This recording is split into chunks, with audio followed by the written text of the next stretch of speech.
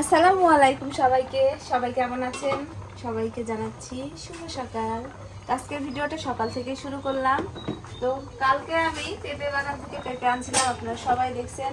তো সকালবেলা ঘুম থেকে উঠে সব কাজ সারে এই যে একটা পেঁপে কাটা নিয়েছি, কাটা নিয়ে সেদ্ধ করতে দিছি। বেশ কয়েকদিন হয়ে গেল ঝোলের তরকারি রান্না করি না। তো আজকে এই যে বিলের টাটকা জিওল মাছ, কই মাছ দিয়ে পেঁপে আর ঝোল করবো। তো পিঁপড়াগুলো আমি আধা সিদ্ধ করে নিয়েছি, পিঁপড়াগুলো আমার আধা সিদ্ধ হয়ে গেছে। এখন এগুলো আমি ঢালে নেব।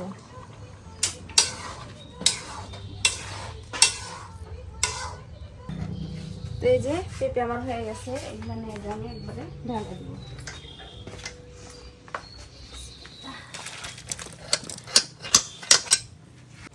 এই যে এখানে কিছু আমি ঠান্ডা পানিও দিয়ে দেবো।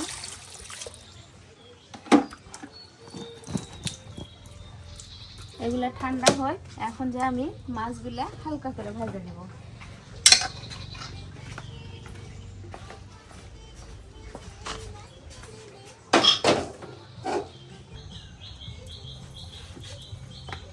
খাঁটি সরিষার তেল ঢেলে দিলাম। আর এদিকে মাছে আমি আগে থেকে মশলা মাখায় রাখিছি। আজকে জালে অল্প কয়টা মাছ লাগিয়েছে, এই কয়টা মাছই টাটকা টাটকা মাছ যেহেতু, এই কয়টা মাছ দিয়ে ঝোল বানাবো। কড়াইতে মাছ দেওয়া হয়ে গেছে, যে মাছগুলো ভাজা হচ্ছে। হালকা করে ভাজবো যেহেতু ঝোলের তরকারি করবো। এখানে ছোটো ছোটো কিন্তু পুঁটি মাছও আছে।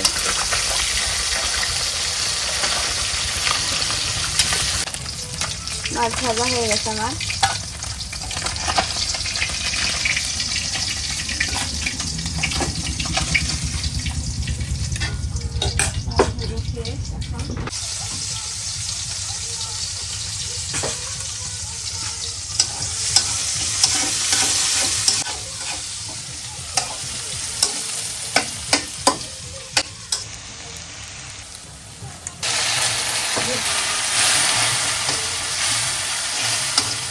আর আজকের আবহাওয়াটাও ভালো আছে, সুন্দর রোদ উঠেছে সকালবেলা।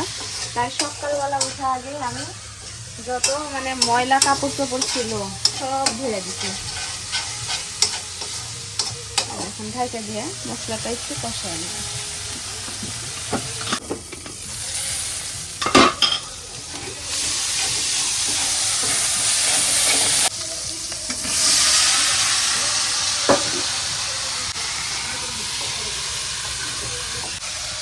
হালকা পরিমাণ ঝোল দিয়ে দিলাম কষানোর জন্য, শুধু যেহেতু পেঁপেটা আমার আগে আধা সিদ্ধ করা ছিল।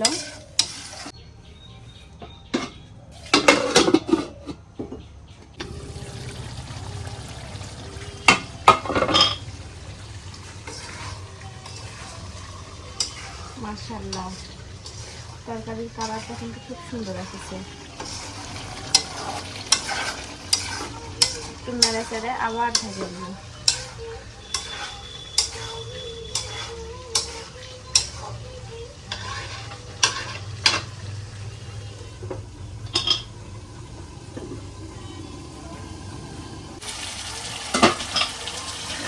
সেই সুন্দর কালার আসছে। তরকারি কষানো শেষ, সুন্দরভাবে তরকারিটা আমার কষে গেছে। এখন পরিমাণ মতো আমি ঝোল দিয়ে দেবো।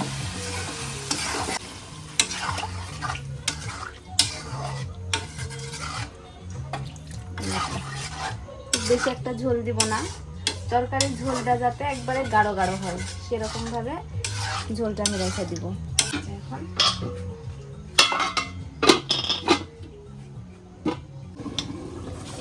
তরকারির বলক আমার উঠে গেছে। এখন এই যে মাছগুলো আমি দিয়ে দিব।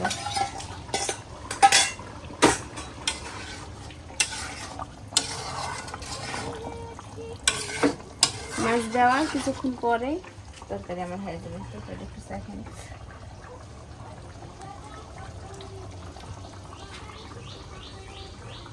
একটু লবণ লাগবে। তরকারি রান্না হয়ে গেছে।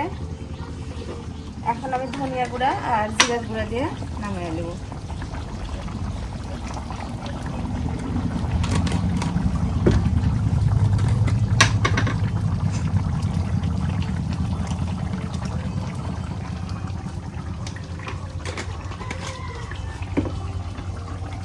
এই তরকারিটা কিন্তু এর আগেও রান্না করে খাইছি, এর আগে আমি ডিম দিয়ে রান্না করে খাইছি, মাছ দিয়েও রান্না করে খাইছি।